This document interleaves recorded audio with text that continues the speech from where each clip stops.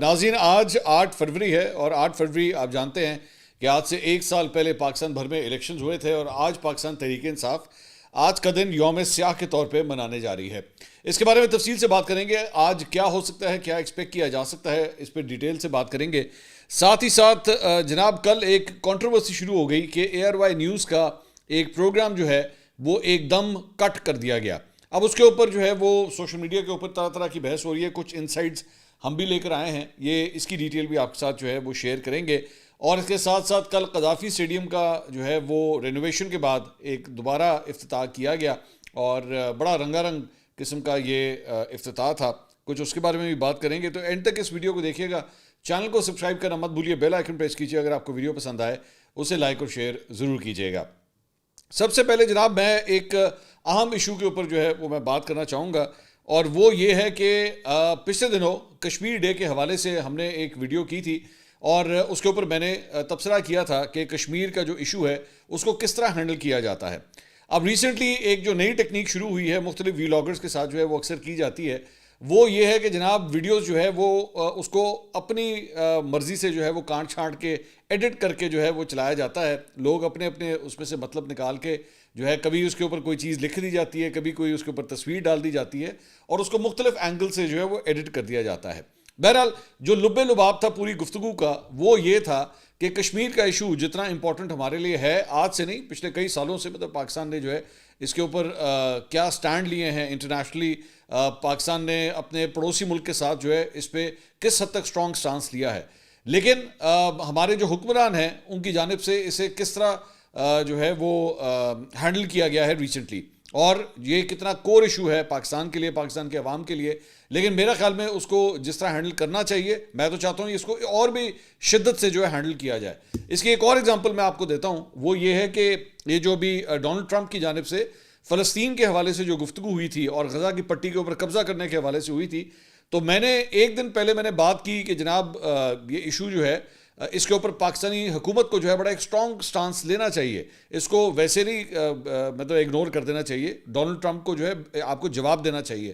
تو کوئنسیڈنٹلی اگلے دن جو ہے جو فارن آفس کی ہفتہ وار بریفنگ ہوتی ہے جمعرات والے دن، اس دن پوری طرح جو ہے اس معاملے کو کہا گیا کہ ڈونلڈ ٹرمپ جو کچھ کر رہا ہے وہ غلط ہے، اور فارن آفس نے بڑا ایک سٹرانگ سٹانس لیا ہے اس کے اوپر، وچ از کمینڈیبل، اچھی بات ہے۔ یہ ایک چند ایسے بیسک پرنسپلز ہیں جس کے اوپر ہمیشہ جو ہے وہ آپ کو اپنا سٹرانگ سٹانس دکھانا چاہیے۔ تو کشمیر کا بھی جو ایشو ہے میں سمجھتا ہوں کہ ہمیں اس کے اوپر جتنا ہمارا سٹرانگ سٹانس ہے اور بھی زیادہ ہو سکتا ہے، اس کو اور بھی زیادہ جو ہے وہ ہائی لائٹ کرنا چاہیے۔ تو لیکن ظاہری بات ہے وہ پرانی ایک ٹیکنیک ہے یہاں پہ چند لوگوں کی کہ آپ کی ویڈیو کو جو ہے وہ کانٹ چھانٹ کے ایڈٹ کر کے اپنی مرضی سے جو ہے اس کو نکال دیتے، تو ہم نے سوچا کہ اس بارے میں جو ہے تھوڑی سی کلیئرٹی آپ کو جو ہے وہ ضرور ملنی چاہیے۔ اچھا جی، اس کے علاوہ کل بڑی ایک رنگا رنگ تقریب جو ہے وہ قذافی اسٹیڈیم لاہور میں منعقد کی گئی۔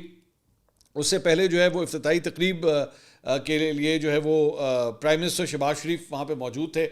وزیر اعلیٰ پنجاب مریم نواز صاحبہ وہ بھی وہاں پہ موجود تھی۔ اس کے ساتھ ساتھ فارمر PCB چیئرمینس جس میں ذکا اشرف، نجم سیٹھی، رمیز راجہ، ان کو بھی بلایا گیا تھا، شعیب ملک مجھے نظر آئے وہاں پہ، پاکستان کی پوری کرکٹ ٹیم جو ہے وہاں پہ موجود تھی، اور مطلب ایک اچھا ماحول جو تھا وہ نظر آیا۔ اور اس کے بعد الٹیمیٹلی پورا اسٹیڈیم جو ہے وہ لوگوں سے کھچا کھچ بھرا ہوا تھا، اور اس کے بعد وہاں پہ جو ہے وہ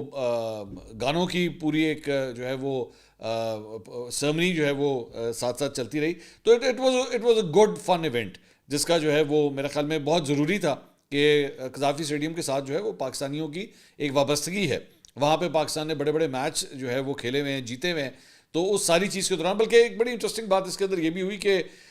جو عمران خان انکلوجر ہے ان کے حوالے سے بہت سی چہمہ گوئیاں ہو رہی تھی کہ جناب یہ حکومت یہ جو اس کو کر رہی ہے، رینوویٹ کر رہی ہے، شاید عمران خان انکلوجر کو ختم کر دیا جائے گا، لیکن ایسی بات نہیں ہے۔ عمران خان انکلوجر میرے خیال میں اس کی پوزیشن چینج ہو گئی ہے، پہلے ایک اور انکلوجر کا نام عمران خان انکلوجر تھا، لیکن اب اس کی پوزیشن جو ہے وہ میرے خیال میں اسکوائر کی طرف آ گئی ہے۔ پہلے شاید یہ لانگ آن یا لانگ آف کی سائڈ پہ تھا، لیکن اب یہ اسکوائر آف دا وکٹ شاید آ گیا ہے، وہاں پہ اس سائڈ کی طرف یا تو کاؤز کارنر کی طرف آ گیا یا اسکوائر آ گیا، یہ مجھے چیک کرنا پڑے گا، لیکن یہ ایک ڈیولپمنٹ جو ہے وہ کل رات کی یہاں پہ یہ بھی ہوئی ہے۔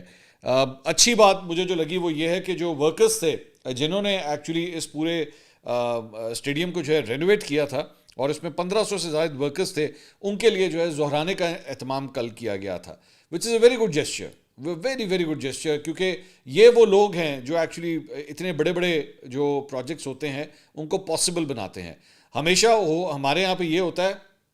فرنٹ پہ جو بندہ نظر آ رہا ہوتا ہے بس وہی سارا کریڈٹ لے جاتا ہے, جو پس پردہ جو ایکچولی لوگ کام کر رہے ہوتے ہیں ان کو کریڈٹ ملتا نہیں ہے. تو دیٹ از ویری گڈ کہ ان کو جو ہے اصل میں یہ کریڈٹ ملنا بھی چاہیے. اچھا جی, اس کے علاوہ کچھ اور خبریں بھی جو ہے وہ شامل کرتے ہیں, اور وہ یہ ہے کہ جناب عمران خان صاحب کے وکیل فیصل چودھری صاحب, ہم نے پچھلے ویڈیو کے اندر پریڈکٹ کیا تھا کہ ان کو گرفتار کر لیا گیا, وہ بہت جلدی رہا ہو جائیں گے, اور میں نے کہا تھا میری ویڈیو جب تک آپ دیکھ رہے ہوں گے شاید رہا ہو چکے ہوں گے. بالکل ویسے ہی ہوا ہے. ہماری ویڈیو میرے خیال میں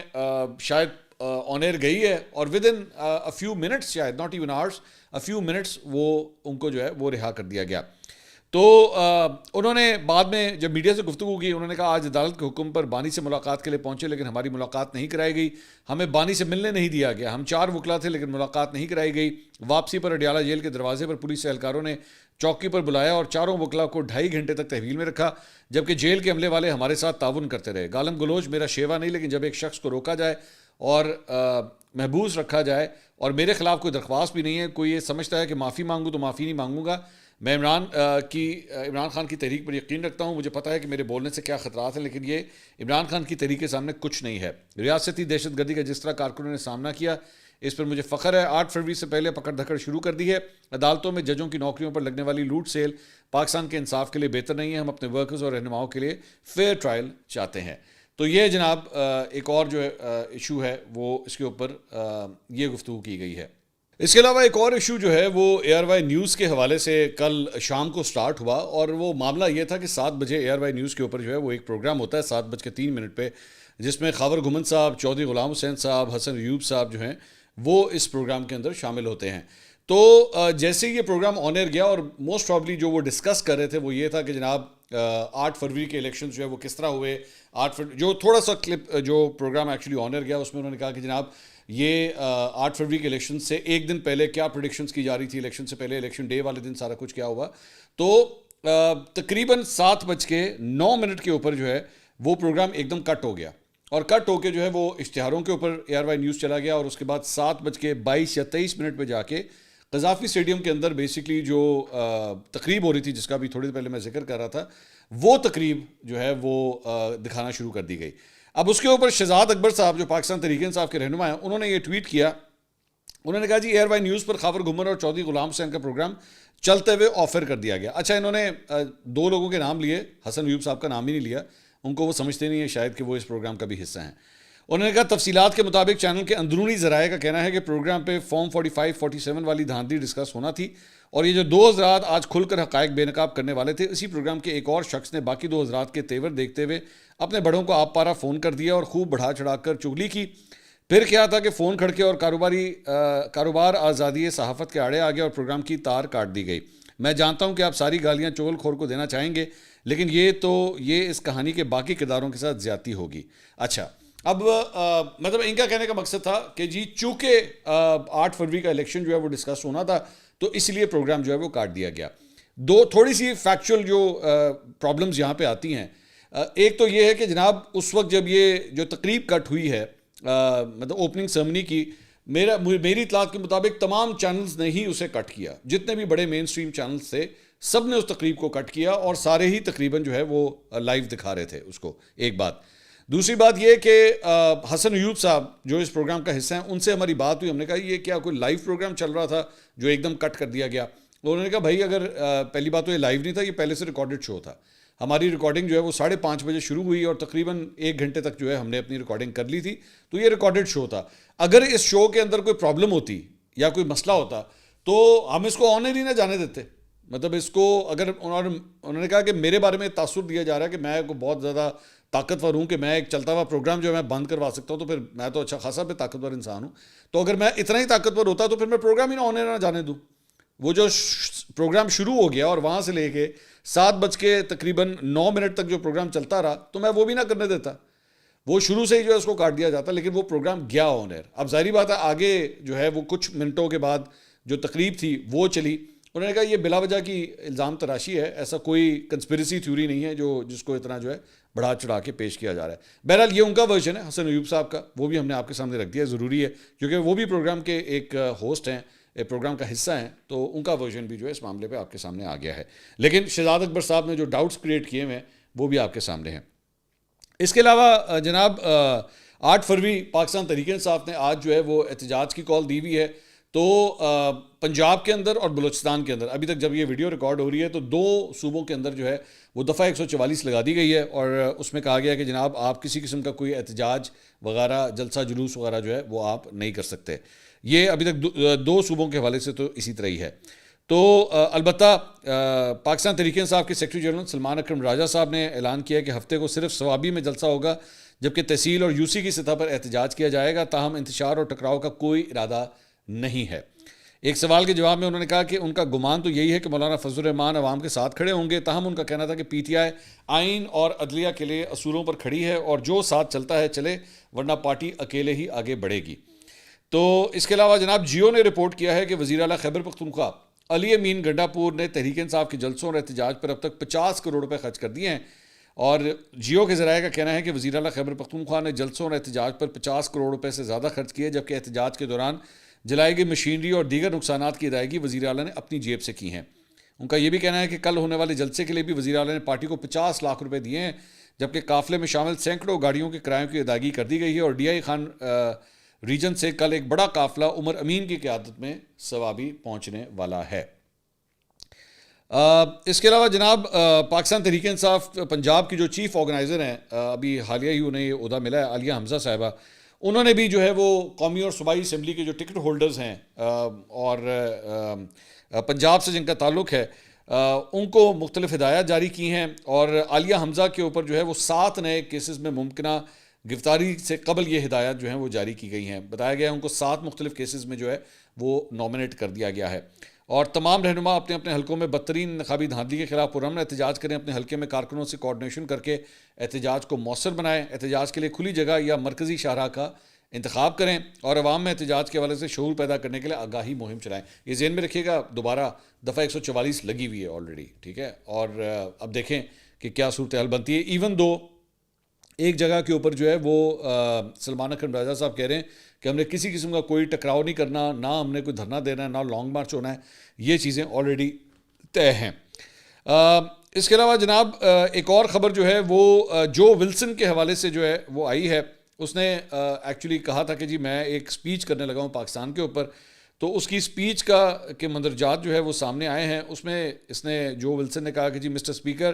Pakistan is an appreciated partner for 70 years of the United States, and our relationship with them is strongest when Pakistan embraces democratic principles and rule of law. Sadly, Pakistan military has undermined democracy by jailing former Prime Minister Imran Khan. There are strong disagreements with Mr. Khan, including his weak policies towards war criminal Putin and the Chinese Communist Party, but political opponents should be defeated in democratic elections and not jailed or fabricated political charges. President Donald Trump survived corrupt judicial system and has been persecuting him, and he knows the danger of persecution. Pakistan should release Imran Khan, restoring democracy, free Imran Khan. تو یہ کچھ حد تک گفتگو جو ہے انہوں نے عمران خان کے بارے میں کی ہے. اچھا, اس ساری چیز میں انٹرسٹنگ بات یہ ہے